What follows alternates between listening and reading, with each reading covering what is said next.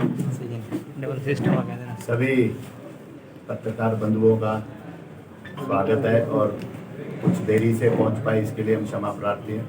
कल से समय जो दिया गया है उसी समय पर सब उपस्थित रहेंगे। सवालों की श्रृंखला जो हमने शुरू की थी आदमपुर विधानसभा में, गांव में हम लोग जा रहे हैं, उसका बहुत अच्छा लोग खुद आकर सवाल दिए जा रहे हैं और इतना जबरदस्त लोगों ने उत्साह है कि इतने सवाल हैं। अगर ऐसा रहा तो ये भी हो सकता है कि रोज एक सवाल की बजाय जितने सवाल आ रहे हैं, हर घंटे एक सवाल कुलदीप जी से पूछना चाहती है आदमपुर की जनता और जवाब नहीं मिल पा रहे। आज हमने सवालों की श्रृंखला में 7वें दिन 7वां सवाल आदमपुर की जनता कुलदीप जी से जानना चाहती है। पिछले दिनों कुलदीप जी अपने बेटे और अपने परिजनों को लेकर मुख्यमंत्री जी से मिले थे मुख्यमंत्री निवास चंडीगढ़ में, और मुख्यमंत्री निवास से बाहर आकर उन्होंने कहा था कि मेरी मुख्यमंत्री जी से बात हो गई है, केवल और केवल थोड़े से समय में हम आदमपुर विधानसभा के सभी स्कूलों को खोलने का काम करेंगे।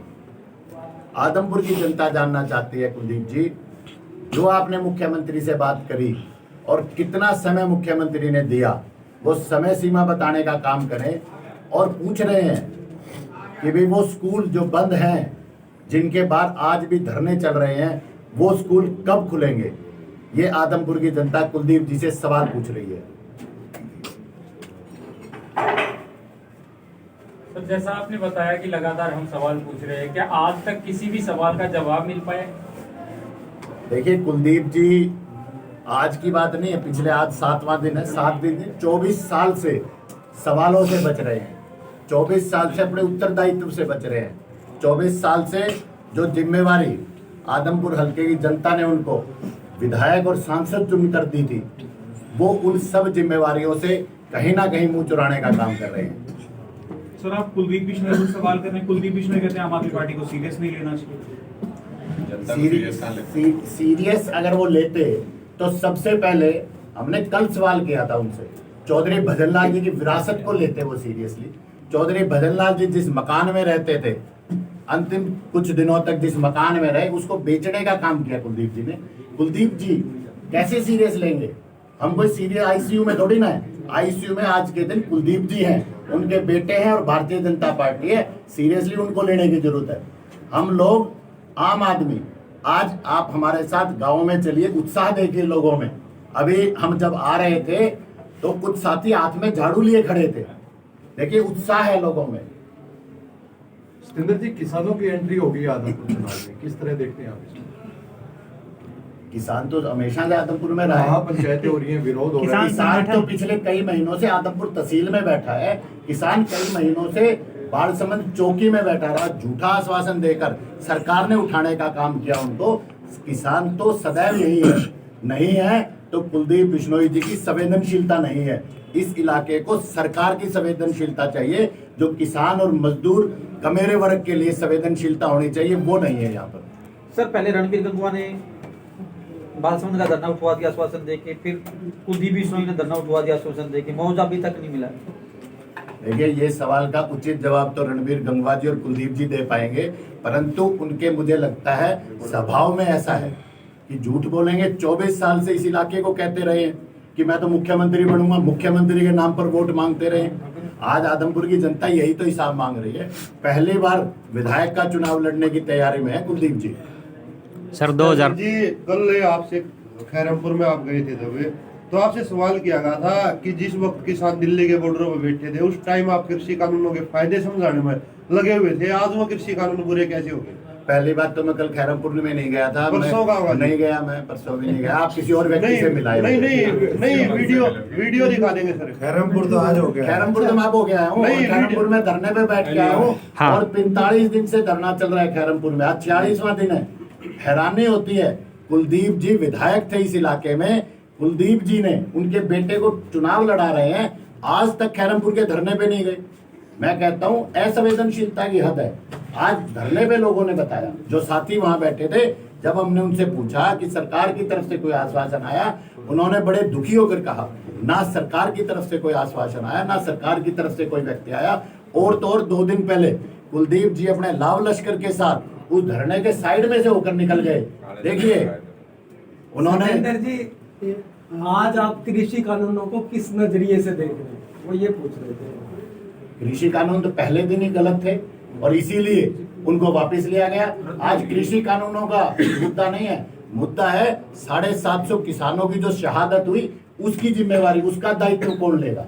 सतेंद्र जी, अमूमन देखा जाता जो है पार्टी लेके आई कृषि कानून, भारतीय जनता पार्टी, उसकी गोद में जाके बैठ गए कुलदीप बिश्नोई जी। उनसे ये सवाल पूछा जाएगा कि वो किस तरीके से कृषि कानूनों को देखते हैं। क्या वो किसानों से नफरत करते हैं, क्या वो किसानों से दूर रहना चाहते हैं, उनके धरने पे नहीं जाना चाहते, और क्या कारण है कि जो मुआवजे का ऐलान जो सरकार ने किया इस चुनाव के दबाव में, वो अब तक किसानों के बैंक अकाउंट में नहीं पहुंचा। उनके पास कोई 200-400 करोड़ की कुलदीप बिश्नोई जी जैसी संपत्ति थोड़ी है किसानों के पास जो उनके घर चलते रहेंगे। एक एक दिन के मोहताज रहते हैं किसान, अपनी फसल के ऊपर डिपेंड करते हैं, और उसका मुआवजा अगर कुछ दिन ना मिले तो उनको रोटी के लाले पड़ जाते हैं। ऐसी स्थिति में भी अमानवीय व्यवहार भारतीय जनता पार्टी और कुलदीप बिश्नोई जी कर रहे हैं। सिर्फ अपना चुनाव लड़ने में व्यस्त हैं, उनके मुआवजे के बारे में कोई सुध नहीं ले रहा। सर, किसान आंदोलन हुआ, किसान आंदोलन फिलहाल पोस्टपोन है। किसान जिस बात के लिए लड़ रहा था वो हू खड़ी है। क्या किसान को सारी पार्टियां फुटबॉल नहीं बना रही? देखिए, आम आदमी पार्टी ने पहले दिन से, जब अमित शाह ने जेल बनाने के लिए दिल्ली के स्टेडियम मांगे, अरविंद केजरीवाल ने कहा था देश का अन्नदाता है, मैं बिना झंडे टोपी की सेवा करूंगा, और हम सबको निर्देश दिया आप बॉर्डर पे जाके जो बेस्ट पॉसिबल सेवा कर सकते थे, चाहे वो टॉयलेट की, हम फैसिलिटी नहीं पूछ रहे। आम आदमी ने फैसिलिटी क्या दी? हम कह रहे हैं किसान जिस बात को लेकर लड़ाई लड़ रहा था, लड़ाई कायम है, लड़ाई वहीं खड़ी है, अभी कुछ नहीं मिल पाया। वही बता रहा हूँ, होता तो आ जाता टॉयलेट दिया, आ जाता उसमें, आ जाता। आम आदमी पार्टी के लोग वो पार्टी है जिसने संसद के सेंट्रल हॉल में प्रधानमंत्री को घेरा काले कानूनों के ऊपर। आम आदमी पार्टी के सांसदों को सदन से उठा के फेंका गया काले कानूनों के विरोध के अंदर। हमने वहां पूरा डेमोन्स्ट्रेशन किया। ये जो बीजेपी वालों से हमने जब सदन के अंदर शोक प्रस्ताव पर पेश किया, बीजेपी वाले बैठे रहे, खड़े तक नहीं हुए। मैं आपको ये पोजीशन बता रहा हूँ, राष्ट्रपति का अभिभाषण था, राष्ट्रपति के सामने हमने उस मांग को रखा संसद के अंदर कि भाई आप ये काले कानूनों को हटाइए, और सबसे ज्यादा विरोध उन काले कानूनों का आम आदमी पार्टी ने किया। मैं ये कह रहा हूं कि आम आदमी पार्टी किसान के साथ पहले दिन थी और अंतिम दिन तक किसान के साथ खड़ी है, किसान की हर मांग के साथ है। एमएसपी के लिए भी इस शीतकालीन सत्र के अंदर एमएसपी का कानून लाने के लिए भी हमने सदन के अंदर पूरा हंगामा किया। सदन के अंदर हमने प्ले कार्ड दिखाए, सदन के अंदर हमने नारे लगाए, सदन के अंदर हमने प्रधानमंत्री को कॉल करवाया कि आप आइए और जवाब दे कि आप बॉर्डर के ऊपर झूठा जवाब क्यों देके आए थे, बॉर्डर के ऊपर झूठा आश्वासन क्यों देके आए थे। आज भी अरविंद केजरीवाल सबसे पहले किसान के साथ खड़ा था और अंतिम दिन तक खड़े रहे। किसान को एमएसपी मिल नहीं पाई, मुकदमों की तलवार आज भी किसान के सिर पे लटक रही, कच्चे धागे से। मैं वही बता रहा हूँ, राज्यसभा के अंदर पूरे जोर शोर से अगर इस शीतकालीन सत्र का रिकॉर्ड उठा के देखेंगे, केवल आम आदमी पार्टी थी जो एमएसपी के लिए वहां पे कहती रही। हमारे सदन के नेता संजय सिंह उठाते रहे, पंजाब की तरफ से राघव चड्ढा उठाते रहे, और हम सारे 10 के 10 सांसद मिलके वहां पे इस आवाज को बुलंद करते। सतेंद्र जी, आपके गांव के ही एक व्यक्ति ने आप पर आरोप लगाया है कि आपके गांव में वाटर टैंक को लेकर के आपने आधा एकड़ की जो नाला जो बनना था उसको लेकर के जमीन देने से मना कर दिया। देखिए, पहली बात तो वो जो आप जिसको वाटर टैंक कह रहे हैं वो वाटर टैंक नहीं था, वो एक आरजी, एक टेम्परेरी कुछ समय के लिए पानी की सुविधा के लिए कुछ समय के लिए किया गया अरेंजमेंट था, और उसमें जितने दिन पानी आया वो केवल और केवल हमारे खेत से आया, और अभी भी आज उसका उपयोग जो है पानी के लिए नहीं किया जा रहा। सर, नॉर्मली देखा जाता है जब कोई कैंडिडेट पार्टी उतारती है, सर एक सवाल पूछिए, नॉर्मली देखा जाता है जब एक पार्टी कैंडिडेट उतारती है तो उनके साथ ग्रुप जुड़ता है, लेकिन पहला ऐसा कैंडिडेट है सतेंद्र सिंह जिसके साथ पार्टी टूट रही है, पार्टी छोड़ कर लोग जा रहे हैं, क्या कारण है सर? मैं देता हूँ, पूरी आम आदमी पार्टी इकलौती ऐसी पार्टी है जिसका हर गांव के हर घर के अंदर कार्यकर्ता गया हुआ है, और किसी पार्टी का नहीं गया। आप मुद्दे की बात ना करें। मैं कह रहा हूँ 2-4 लोग टिकट मांगने वाले अगर नाराज हो जाए, स्वाभाविक है 4 दिन बाद वो हमारे पास कुलदीप के बीजेपी में आने से भारतीय जनता पार्टी का पूरा मंडल टूट गया। कुलदीप के बीजेपी में आने से तो सतेंद्र जी आपको मिले ना सर। बीजेपी का पूरा आदमपुर मंडल, उनके कई पदाधिकारी आम आदमी पार्टी में शामिल हुए। शायद आप लोगों ने उस पर ध्यान नहीं दिया, वो खबर चली गई होगी इधर उधर, क्योंकि कुलदीप बिश्नोई जी बहुत झूठ फेंक रहे हैं आजकल, उस पर ज्यादा ध्यान रहता है मीडिया का।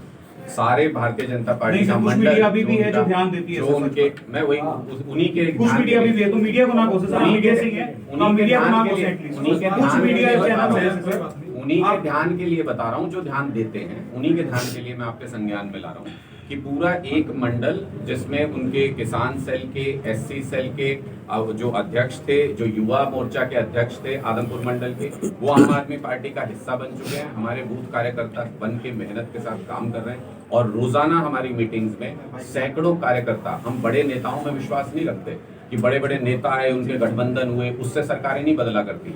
सरकारें बदलती हैं जमीन से जुड़े हुए कार्यकर्ता से। और मैं आपको न्योता देता हूं, इनवाइट करता हूं, आप मेरे साथ मीटिंग्स में चलिए। आज भी 5-6 मीटिंग्स मेरी लगी हुई हैं। हमारी हर मीटिंग में सैकड़ों की तादाद में दूसरी पार्टियों के कार्यकर्ता आम आदमी पार्टी का हिस्सा बन रहे हैं, आम आदमी पार्टी में शामिल हो रहे हैं। गुप्ता जी, आदमपुर के चुनाव की मतदान की तिथि जो करीब आ रही है, क्यों क्यों मुद्दे गौण होते जा रहे, व्यक्तिगत आक्षेप बढ़ते जा रहे हैं। नहीं होने देंगे ये मुद्दे कैसे कौन हो जाएंगे? तो आपको- किसानों इन्होंने को इन्होंने आतंकवादी इन्होंने कहा, पेट्रोल के पैसे इन्होंने नहीं खालिस्तानी दिए, कहा, किसानों को इनके ऊपर लाठीचार्ज कराया, वाटर कैनन का इस्तेमाल किया, करा नहीं, इन्होंने सड़क खुदवा दी, कंटीले तार लगवा दिए। ये मुद्दा कौन हो सकता है? क्या एमएसपी आज तक दे दी प्रधानमंत्री बॉर्डर पे आके झूठ बोल के? ये मुद्दा कौन हो सकता है? क्या सारे स्कूल बंद कर दिए इन्होंने? ये मुद्दा कौन हो सकता है? क्या आदमी मर जाए, हॉस्पिटल की फैसिलिटी नहीं है? ये मुद्दा कौन हो सकता है? क्या कई घंटे बिजली का कट रहता है हरियाणा के अंदर? ये मुद्दा कौन हो सकता है? क्या आजादी के 75 साल बाद भी पीने के लिए पानी नहीं मिलता? ये मुद्दा कौन हो सकता है? मुद्दे कौन नहीं हो सकते? क्योंकि एमएलए यहाँ पे रहता नहीं है, एमएलए यहाँ पे काम नहीं करता। और भारतीय जनता पार्टी की सरकार, विशेषकर मनोहर लाल खट्टर, जिसको ये पानी पी के गाली दिया करते, जिसको कहा करते इससे ज्यादा गंदा मुख्यमंत्री आज तक नहीं आया है, आज उसके चरणों में जाके बैठ के, और ना उसने पहले काम किया। ये तो कुलदीप बिश्नोई के बयान है कि आज तक सारा खराब करके रखा। आदमपुर को देख लो, चारों तरफ पानी भरा हुआ है, सीएम के कारण लोगों को सीवर का पानी पीना पड़ रहा है, सारी सड़कें टूटी हुई है। आदमपुर के अंदर जाते हुए जितने भी लोग आ रहे हैं, अब सारी जगह से आ रहे हैं ना, सब देख रहे हैं आदमपुर का क्या हाल। जिस पानी की आप बात कर रहे हैं, इसको आपके मुख्यमंत्री तो मना करता था कि हरियाणा को एक बूंद पानी नहीं देंगे। मेरे मुख्यमंत्री ने ये कहा कि पानी देना केंद्र का काम है। केंद्र सरकार अगर ये सोच लेगी कि दोनों लड़ते रहे और हम इसके अंदर ना बैठे, इट इज नॉट पॉसिबल। मेरा मुख्यमंत्री हिसार के अंदर आके कह गया, अगर प्रधानमंत्री के पास हल नहीं है तो उनको चाय पे बुलाया सर, सुप्रीम कोर्ट का ऑर्डर है, लेकिन उसके बावजूद कंट्रैक्ट ऑफ कोर्ट नहीं हो रहा। मुख्यमंत्रियों की बातचीत में हरियाणा और पंजाब के मुख्यमंत्री की बातचीत डिफरेंट। आप सुनिए, प्रधानमंत्री को पाकिस्तान ज्यादा प्यारा है। 65% पानी अंतर्राष्ट्रीय संधि के हिसाब से प्रधानमंत्री पाकिस्तान के अंदर जा रहा है, क्यों नहीं रोक के पंजाब को और हरियाणा के लोगों को पानी देता? सर, प्रधानमंत्री सर्वोच्च न्यायालय से ऊपर है क्या? मैं कब कह रहा हूँ सर्वोच्च न्यायालय? तो आप प्रधानमंत्री काम करना सरकार का काम है, जब सुप्रीम कोर्ट न्यायालय का काम नहीं है। कंटेम्प्ट ऑफ कोर्ट क्या अभी 2-4 महीने में हुआ है? 6 साल से कर रही है सरकार। तो वहाँ कांग्रेस थी, वहाँ बीजेपी थी 8 साल में, तब उनको कंटेम्प्ट ऑफ कोर्ट कांग्रेस और बीजेपी वालों को याद नहीं आया। आम आदमी की सरकार बनते ही याद आ गया। गुप्ता जी, आपकी पार्टी के पूर्व में रहे प्रदेश अध्यक्ष नवीन जैन एसपीएल के मुद्दे को लेकर सुप्रीम कोर्ट के बाहर धरने पे बैठे हैं। आम आदमी पार्टी का क्या स्टैंड है हरियाणा में पानी लाने के लिए? आम आदमी पार्टी का क्लियर कट स्टैंड है कि केंद्र सरकार की जिम्मेदारी बनती है हरियाणा को पानी दे, पंजाब को पानी दे। ये बातें तो बाकी पार्टियां बोल रही है, आम आदमी क्या करेगी? आम आदमी पार्टी अगर केंद्र में आएगी, अगर आम आदमी पार्टी केंद्र में आएगी तो हर राज्य को पानी देगी। सत्येंद्र जी, पिछले 8 साल से आप आदमपुर की राजनीति कर रहे हैं, तो खास तौर पर मुख्य तौर पर जो प्राथमिकताएं होंगी, अगर आप जीत जाते तो क्या होंगे? क्योंकि यही सवाल इसलिए क्योंकि इस वक्त आदमपुर के हाल बेहाल है, सभी सड़कें टूटी हुई हैं, सिविल अस्पताल का बुरा हाल है।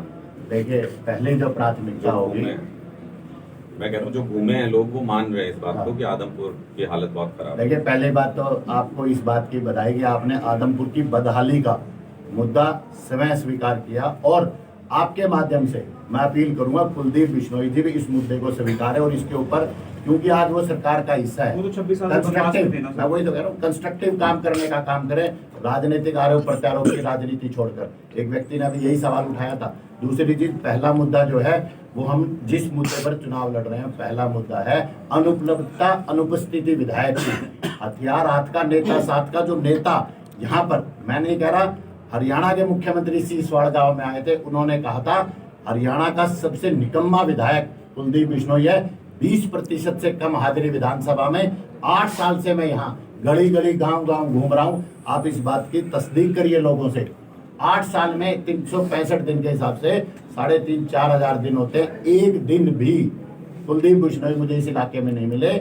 अगर नेता यहाँ रहेगा उसकी समस्या को समझेगा और समाधान करेगा। दूसरा, केवल और केवल बाहर से दिखने वाली बदहाली नहीं, नशे की गिरफ्त में जो युवा जाता जा रहा है उसको सामाजिक रूप से, प्रशासनिक रूप से के सहयोग से, समाज और प्रशासन के सहयोग से नशे को खत्म करना हमारी दूसरी प्राथमिकता रहेगी। गुप्ता जी, एजुकेशन की बात चल रही है। हरियाणा सरकार ने एक ऑर्डर पास किया है कि 1 से 5वीं कक्षा तक की जो स्कूल है उसमें रामायण खेली जाएगी। अब बच्चे एजुकेशन के राम, सीता और लक्ष्मण बनेंगे। रामलीला का मंच। हरियाणा का मुख्यमंत्री ये कहता है कि भौतिक विज्ञान का गणित पढ़ा लेगा, सामान्य ज्ञान का अंग्रेजी पढ़ा लेगा, अध्यापक कम है, टीचर तो उस मुख्यमंत्री की एजुकेशन की कितनी नॉलेज है आप इस बात का अंदाजा खुद लगा सकते हैं। भारतीय जनता पार्टी धर्म और जाति की राजनीति करती आई है। बहुत दुर्भाग्य की बात है कि धर्म और जाति की राजनीति अब स्कूल लेवल पे ले जाना चाहते हैं। हम ये कह रहे हैं कि स्कूल का बच्चा एक ऐसा व्यक्ति बनना चाहिए, उसका ऐसा व्यक्तित्व बनना चाहिए कि सारी दुनिया के ऊपर वो राज करे, कहे कि मैं हिंदुस्तान का नागरिक हूँ। अगर उसके स्कूल बंद कर दिए जाएंगे, सरकारी स्कूल में पढ़ने वाले से 500 रुपये लिए जाएंगे और प्राइवेट स्कूल में पढ़ने वाले को 1000 रुपये दिए जाएंगे, तो इनकी नीयत आप देख सकते हो कि वो दुकान जो प्राइवेट स्कूल है उसको चलवाना चाहते हैं। सरकारी स्कूलों को बंद करके एजुकेशन को खत्म करना चाहते हैं। रामलीला का मंचन होना चाहिए क्या? मैं कह रहा हूँ जी, अगर एक मुख्यमंत्री ये कहेगा मैं रामायण पढ़ाऊंगा, दूसरा कहेगा मैं कुरान पढ़ाऊंगा, तीसरा कहेगा मैं बाइबल पढ़ाऊंगा, तो क्या ये स्कूलों के अंदर राजनीति घुसानी चाहिए क्या? मुझे लगता है कि पहला काम जो स्कूलों में होना चाहिए वो पढ़ाई होनी चाहिए। अगर पहला काम नहीं हो रहा है तो ये बाद के जो सवाल हैं ये बेमानी है। ये सारी चीज़ें हो सकती हैं लेकिन पहला काम स्कूल के अंदर पढ़ाई होनी चाहिए। इसी मुद्दे पे मैं आपका ध्यान एक और चीज़ की तरफ आकर्षित करना चाहता हूँ, जो हम लगातार बोलते हैं कि कांग्रेस आपस में लड़ लड़ के खत्म हो रही है। कांग्रेस इस चुनाव के अंदर भी साजिशें रच रहे हैं कांग्रेस के नेता एक दूसरे के प्रति। मैंने आज आते हुए रास्ते में ये पोस्टर देखा है जिसमें ये कांग्रेस के कोई किसी शरारती तत्व ने ये कांग्रेस के ही खिलाफ पोस्टर लगा दिया है। आपस में ये कैंपेन चला रहे हैं। इसमें इन्होंने लिखा हुआ है क्या आपका वोट बंद स्कूलों को। ये अपने ही खिलाफ कांग्रेस पार्टी अपना ही सिंबल लगा के प्रचार कर रही है। 509 स्कूल बंद किए थे कांग्रेस सरकार ने और ये यहाँ पे प्रचार कर रहे हैं कि क्या आपका वोट बंद स्कूलों को। यानी कांग्रेस के ही नेता इस तरीके। और देखिए इसमें खास बात ये कि किसी का नाम नहीं लिखा कि निवेदक कौन है, प्रिंटर कौन है। तो ये कांग्रेस के ही लोग अपने ही पार्टी को हराने के लिए दुष्प्रचार कर रहे हैं, आपस में अपप्रचार कर रहे हैं, क्योंकि इनको पता है कि कांग्रेस ने 509 स्कूल बंद कराए थे। और यही बात हम पब्लिक के बीच में भी लगातार बोल रहे हैं कि कांग्रेस आपस में एक दूसरे को जीतते हुए नहीं देखना चाहते, आपस में हराते रहते हैं। इसलिए वहां वोट वेस्ट मत कीजिए अपना। शिक्षा के मुद्दे पर कांग्रेस और भारतीय जनता पार्टी दोनों एक से हैं। 200 स्कूल बंद किए भारतीय जनता पार्टी ने, उससे पहले 509 स्कूल बंद किए कांग्रेस ने। इसका मतलब ये शिक्षा के स्तर का कभी भी सुधार नहीं कर सकते। आम आदमी पार्टी का आंदोलन का असर देखिए आप कि यहाँ पर ढाणी मोहब्बतपुर का स्कूल खुला और उसके साथ ही आज मैंने अखबार में खबर पढ़ी कि आदमपुर के 89 स्कूलों में डेस्क बेंच आएंगे नए। आदमपुर के 89 स्कूलों में। क्यों भाई, बाकी हरियाणा का क्या हुआ? बाकी हरियाणा में बच्चों को बेंच नहीं चाहिए? इसका मतलब ये आम आदमी पार्टी से डरते हैं। आदमपुर में हम इस वक्त चुनाव लड़ रहे हैं इसलिए इनको डर लग रहा है, इसलिए तुरंत फुरत में इन्होंने आदेश पारित किया है कि 89 स्कूलों में डेस्क बेंच आने चाहिए। मैं ये सवाल पूछना चाहता हूं कि बाकी के 40 स्कूलों ने क्या कसूर किया था? 136 स्कूल हैं आदमपुर के अंदर, बाकी 40 स्कूलों ने क्या कसूर किया था? वहां पे डेस्क बेंच क्यों नहीं होने चाहिए? और हरियाणा के बाकी बच्चों ने क्या कसूर किया है, वहां पे डेस्क बेंच क्यों नहीं होने चाहिए? इसका मतलब शिक्षा के मुद्दे पे ना कांग्रेस काम कर सकती, ना भारतीय जनता काम कर सकती। भारतीय जनता पार्टी लोग अब गली गली में घर घर में ये कह रहे हैं कि हमें अपने बच्चे पढ़ाने हैं, इसलिए आम आदमी पार्टी को वोट करें। नोट वोट की राजनीति का फिर एक नकाना इस आदमपुर विधानसभा क्षेत्र में देखने को मिल रहा है। देखिए ये जो नोट है मैं आपके संज्ञान में लाना चाहता हूं कि ये जो नोटों की मालाएं आप देख रहे हैं, जो कैश देख रहे हैं, जिसके लिए नोटिस दिया है चुनाव आयोग ने, ये वही 200 करोड़ रुपए की अवैध संपत्ति है जिसके बारे में केस चल रहा है, जिसके बारे में इनकम टैक्स का केस चल रहा है। ये वही 200 करोड़ रुपए की अवैध संपत्ति है जो नोट बन बन के अब चुनाव में घूम करके आ रहे हैं, इन्हीं लोगों के पास, इनके हाथों में आपको दिखाई दे रहे हैं उस अवैध संपत्ति का। मैं इनकम टैक्स डिपार्टमेंट से भी ये कहूंगा, क्योंकि ये केस चल रहा है अभी, इसके ऊपर जांच चल रही है, तो इनकम टैक्स डिपार्टमेंट को तुरंत इसका संज्ञान लेते हुए इन लोगों को गिरफ्तार करके पूछताछ करनी चाहिए कि ये जो नोटों की गड्डियां नजर आ रही हैं हमें, ये जो कैश नजर आ रहा है चुनाव में, ये कहां से आया, क्या ये उसी 200 करोड़ का हिस्सा है, और अगर है तो बचा हुआ बाकी का जो पैसा है 200 करोड़ में से, वो भी इनकम टैक्स डिपार्टमेंट को तुरंत बरामद करना चाहिए। सत्येंद्र जी, 2019 के लोकसभा चुनाव भवे ने लड़ा था, तो उस टाइम कहा था कि मैं अब जनता की सेवा करूँगा, मेरे पिताजी टाइम नहीं दे पाए, लेकिन अब मैं दूंगा। अब फिर चुनाव हारने के बाद विदेश चले गए थे, लेकिन अब फिर चुनाव के अंदर आ गए हैं। देखिए, इसीलिए आज मैं कुछ गाँव में था, तो एक नारा चला है गाँव में, शायद आप लोगों ने भी सुना होगा। अब मैं सुबह पहले गांव में था, हमारे प्रभारी जी थे, तो वहाँ पे एक नारा ये चल रहा था कि लोग फैसला करेंगे कलायती में, विलायती में और हिमायती में। कलायती कौन है आप जानते हैं, विलायती जो विलायत चलेगा, और इस बात का बहुत रोष है। मैं अभी सदलपुर, सबसे बड़ा गाँव है सदलपुर में, वहाँ पर मंदिर के आगे हम सभा करके आए, वहाँ पे लोगों ने इस सवाल को उठाया।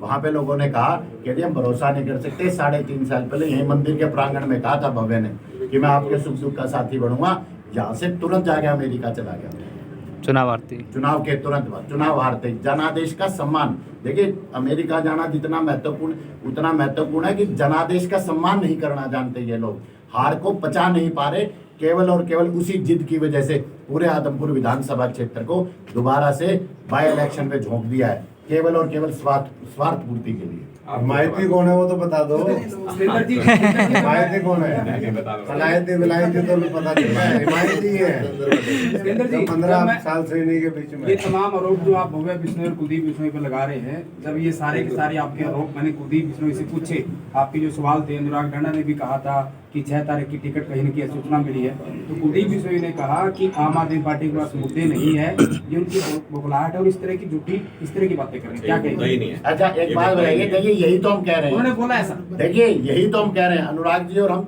सुशील सब पहले दिन से हमने अलग अलग प्लेटफॉर्म पे कहा कि मुद्दों पे तो आना ही नहीं चाहते, वो धर्म पे, जाति पे, बरगलाड़े पे, सीएम के नाम की वोट मांगने पे, इन चीजों पे कहते हैं। उनके लिए स्वास्थ्य मुद्दा नहीं है, उनके लिए चौधरी भजनलाल की विरासत जिसकी मांग करते हैं वो चौधरी भजनलाल की विरासत मुद्दा नहीं है, बच्चों के स्कूल मुद्दे नहीं है। आप अस्पताल की जाके देखिए, ये आदमपुर में अस्पताल है, इसकी हालत देखिए, यहाँ पर एक भी सीनियर डॉक्टर नहीं है, कोई स्पेशलिस्ट नहीं है, रेफरल हॉस्पिटल बन गया, ईसीजी नहीं करवा सकते, एक्सरे नहीं करवा सकते, ब्लड टेस्ट तक के लिए, छोटे से छोटे टेस्ट के लिए डेली वेजेस पे कर्मचारी रखे हुए हैं। मैं पूछता हूँ कुलदीप जी, मुद्दा क्या है? और बौखलाहट की बात कर रहे हैं आप, किसको है बौखलाहट, कहाँ है बौखलाहट? बाढ़ संबंध में हाथ जोड़ के कहते हैं आम आदमी की बात मत सुनो, सत्येंद्र के नाम से प्रत्याशी खड़े कर रखे, इससे ज्यादा बौखलाहट और क्या होगी?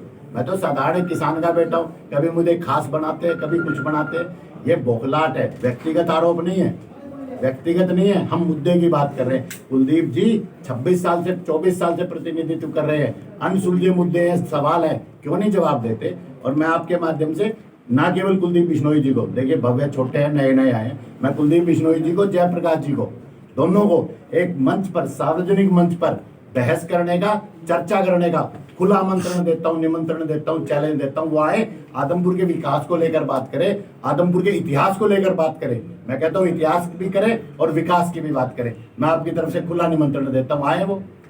गुप्ता जी एक सवाल आपसे है, क्योंकि आपकी पार्टी पंजाब में, आपकी सरकार और दिल्ली में है, तो जो आपके पोस्टर हैं वो कहीं ना कहीं एक साइड भगत सिंह की फोटो लगाई है, एक साइड अम्बेडकर की।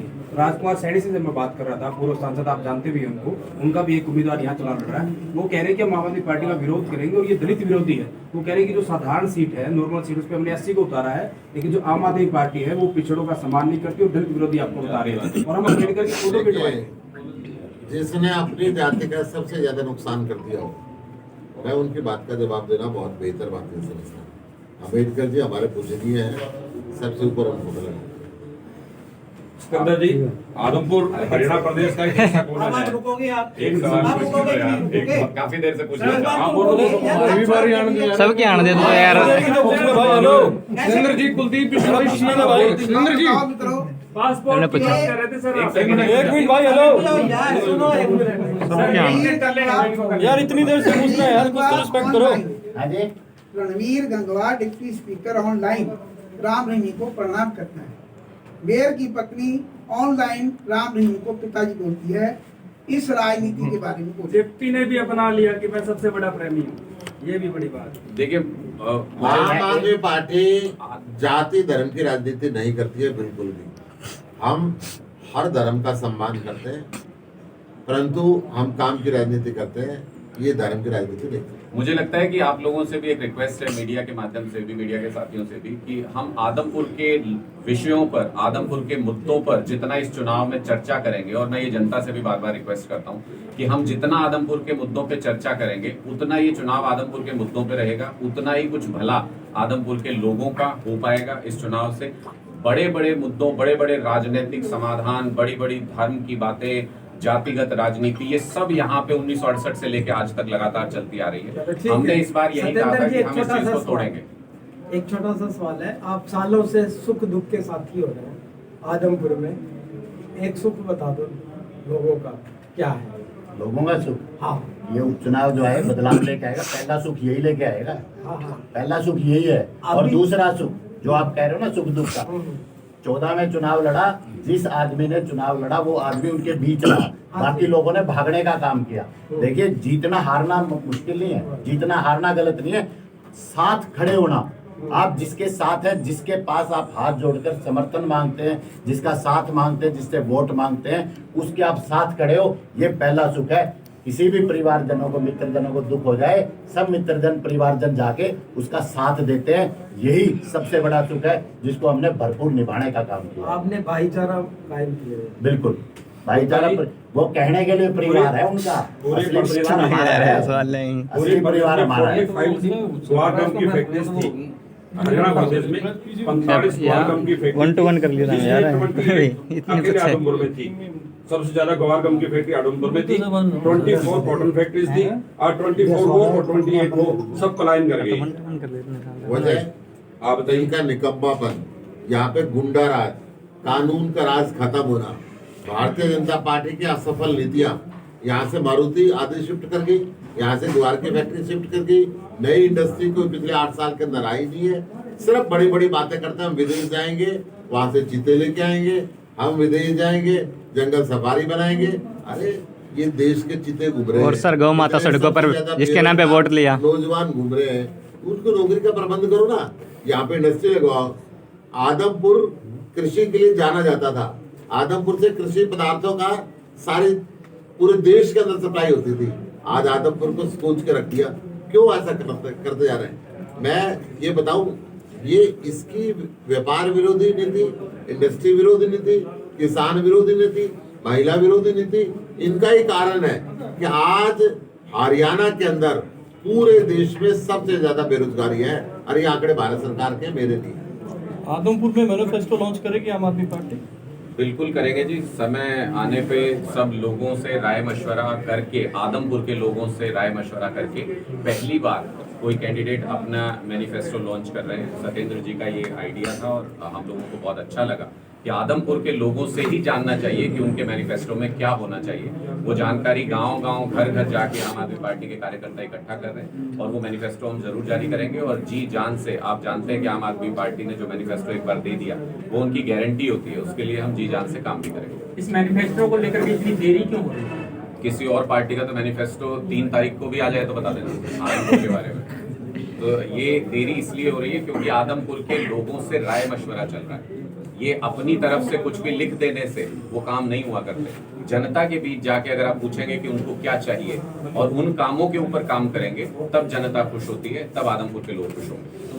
बाढ़ के अंदर एक सवाल है जी, बाढ़ के अंदर ऑफिस है कांग्रेस पार्टी के, उन जो सपोर्टर हैं वे दूसरी पार्टी के ऑफिस में मिले हैं, पकड़े गए हैं, यानी उनकी सूचना देते, क्या कहोगे सर आप? मुखबरी करते हैं। कांग्रेस पार्टी के लोग चुनाव थोड़ी लड़ रहे हैं, कांग्रेस पार्टी के लोग चुनाव नहीं लड़ रहे। यही कहीं कभी वो सीडी देखते, जयप्रकाश जी सीडी देखते रहते हैं, कहते रहते हैं सीडी है मेरे पास। अरे तो देखते हो क्या खुद ही, दूसरे को रिलीज करो, भेजो जहाँ भेजना है।